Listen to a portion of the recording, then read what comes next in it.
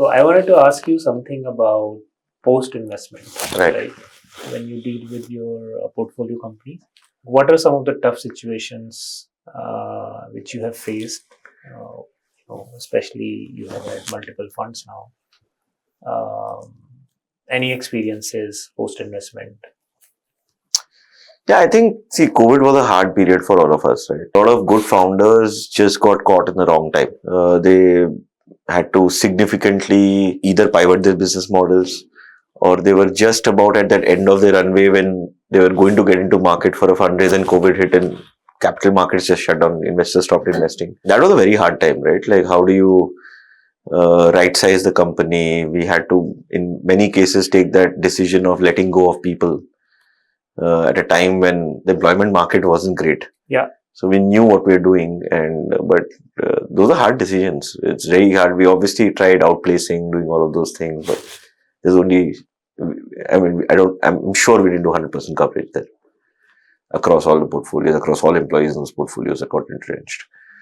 And that was a hard period for us. I think in some cases, for example, innovative business models, capital became a kind of like a moat.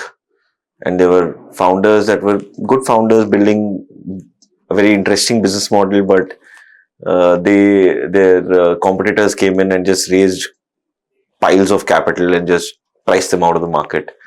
And in spite of all the doing the right things, the result for the founder was that after 4 or 5 years of her effort, I think she has very limited stuff to show for it. So that's always a hard decision. I mean, we've gone wrong with our assessment here in many cases, like bunch of companies which we consider today are anti-portfolio. Those are hard decisions for us because they have proven us wrong.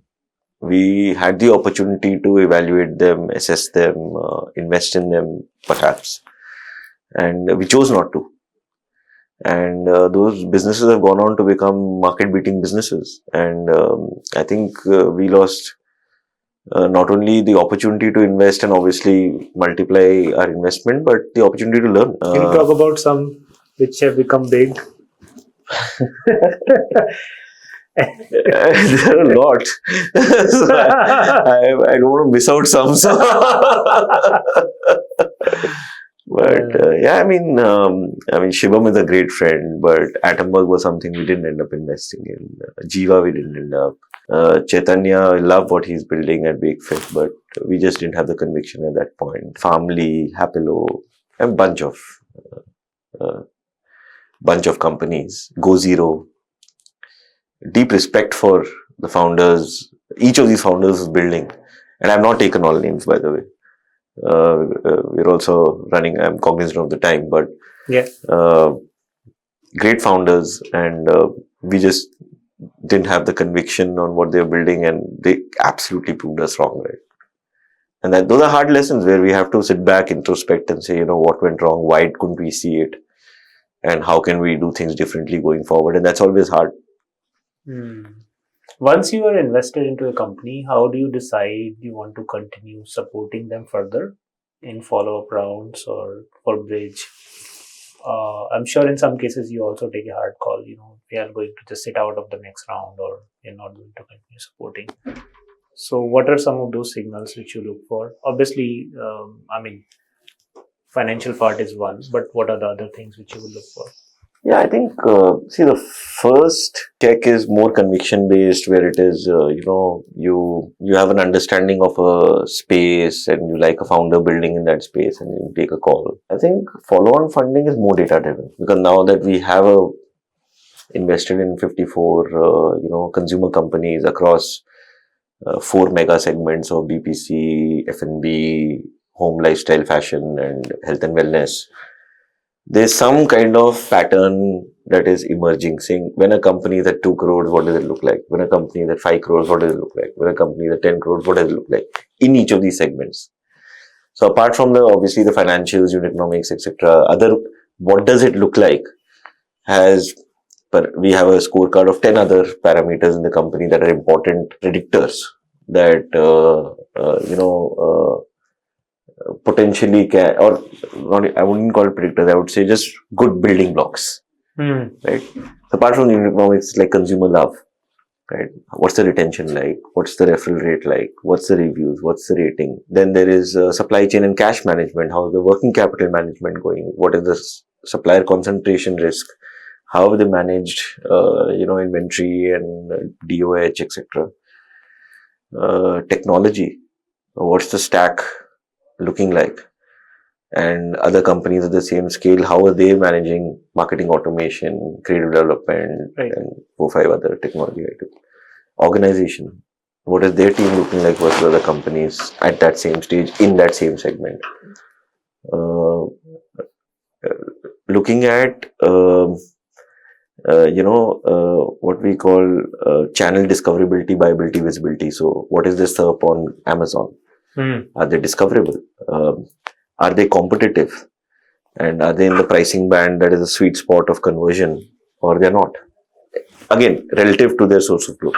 Many such parameters that kind of give us comfort that the building blocks are coming together. Now, not all of it would be green, and we could still make that second check investment, but with our eyes open. But not having visibility into all this data, I think that is not a great fiduciary responsibility that we are doing with our LP's money. Given that now we have worked with the company for, let's say, a year and a half, we've also worked with 10 other companies in a similar space. We should be able to have a more data-driven discussion at that point. Right. No, that's helpful. Any advice for early stage founders who are looking to get backed by a VC or looking to sort of turn around their lifestyle business into an investable business? Because a lot of consumer businesses I notice start as a lifestyle business. I want to do this or I want to make this because this is my personal problem. Let's take anything, let's say personal care products or home care. They start as a personal problem statement usually. When I actually go down and ask why, and then it's like, no, I was facing this problem and that's why I sat down and I just came up with this idea. So how do they what things they can do at very early stage to make it investable in future, let's say 1 year or 2 years from now, whenever they're starting with the consumer businesses? What are those pillars they can think about?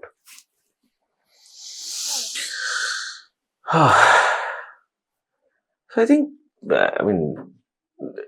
see, obviously, as a institutional VC, we would like to see some scale in the business potentially. If it's going to be a very boutiquey, very niche kind of business, you mean the TAM has to be big enough? Some kind of TAM, right? Like, for example, see, we also backed Yoga Bar.